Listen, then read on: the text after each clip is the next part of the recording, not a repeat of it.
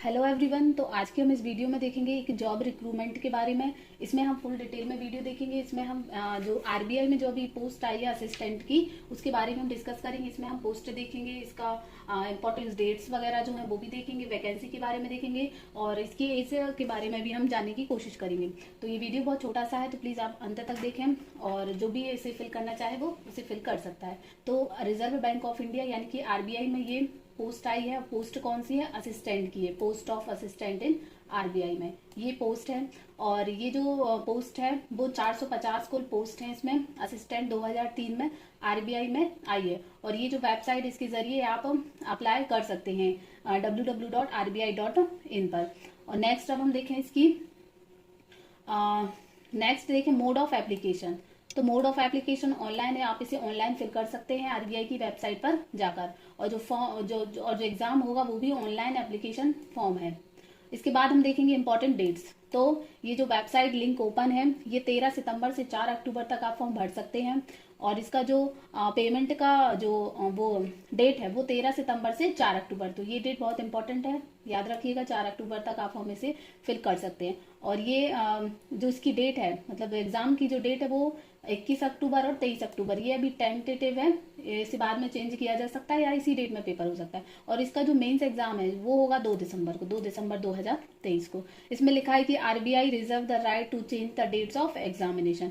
Next अब हम देखें इसके इसमें हम कुछ इंपॉर्टेंट चीजें ही देखेंगे जो नॉर्मली हमें जरूरी है। वैकेंसी के बारे में देखें तो हमने पहले देखा कि इसमें कुल 450 पोस्ट हैं। 450 पोस्ट में से भी ये जैसे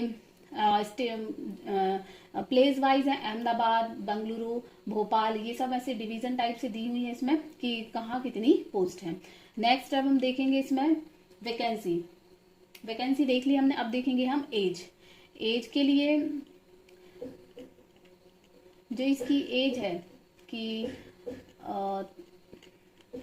एज ये है, तो एज होनी चाहिए इसमें बिटवीन 22 एंड 28 ईयर। इसका मतलब हुआ कि 20 साल से 28 साल तक के जो भी कैंडिडेट हैं वो ये फॉर्म फिल कर सकते हैं। उसके लिए ये डेट ऑफ बर्थ भी दी हुई है।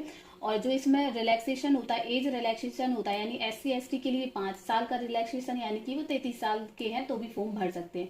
अदर बैकवर्ड क्लास यानी OBC के लिए 3 साल का रिलैक्सेशन होता है, यानी कि वो 31 साल तक भर सकते हैं। और पर्सन विथ बेंचमार्क डिसेबिलिटीज वो 10 ईयर का उनको रिलैक्सेशन होता है, चाहे जनरल EVS से हो। और 13 साल का OBC के लिए होता है और 15 साल का होता है SC ST के लिए। और जो बेंचमार्क डिसेबिलिटीज का मतलब होता है कि जो उनको ज्यादा मतलब जो ज्यादा डिसेबिलिटीज होते हैं, जो ज्यादा दिव्यांग होते हैं, उनको बेंचमार्क डिसेबिलिटीज में काउंट किया जाता है। इसके बाद एजुकेशन क्वालिफिकेशन की बात करें तो एजुकेशन क्वालिफिकेशन के लिए सिर्फ एक ही रिक्वायरमेंट है कि bachelor degree in any discipline with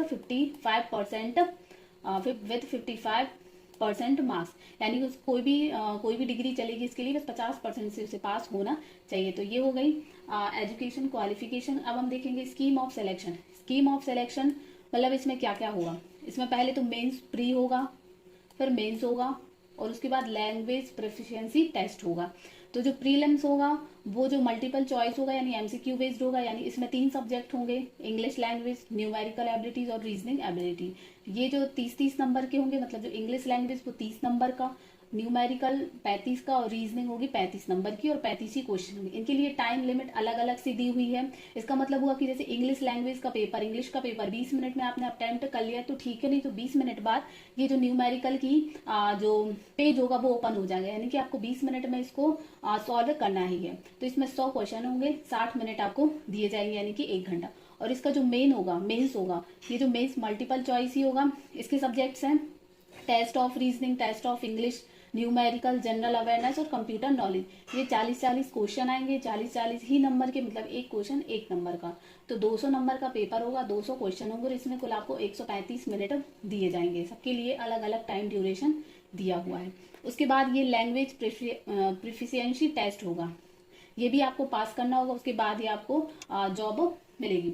इसके बाद हम सेंटर की हम बात करें, जो सेंटर एग्जामिनेशन सेंटर जो होगा वो वेरियस सिटीज में कंडक्ट होगा एग्जाम। उसके लिए हम अभी नीचे पूरा चार्ट देखेंगे।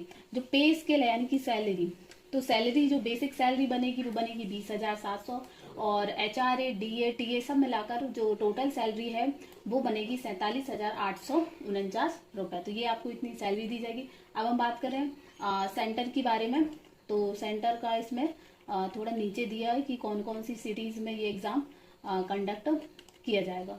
तो 1 मिनट, अभी वो भी ओपन हो जाएगा। एनेक्स 5 में दिया है,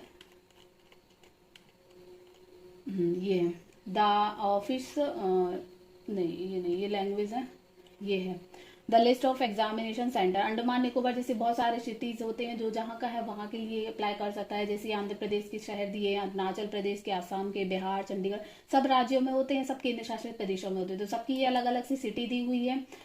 तो ये इसके बहुत सारे सेंटर है, तो आप इसमें अप्लाई कर सकते हो। और इसकी ये था RBI असिस्टेंट के बारे में। इसी प्रकार से और भी वैकेंसी आती रहती हैं, तो आप सब वैकेंसी के बारे में जानने के लिए हमारे वीडियो को देखते रहिए और चैनल को सब्सक्राइब करिए एवं सपोर्ट करिए।